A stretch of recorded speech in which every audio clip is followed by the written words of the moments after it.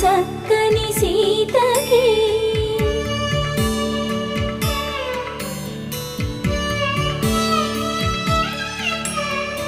ఎర్ర జాబిలి చేయి రాముడేడని అడుగుతుంటే చూడలేదని పెదవి చెప్పే చెప్పలేమని కనులు చెప్పే నల్ల పూసైన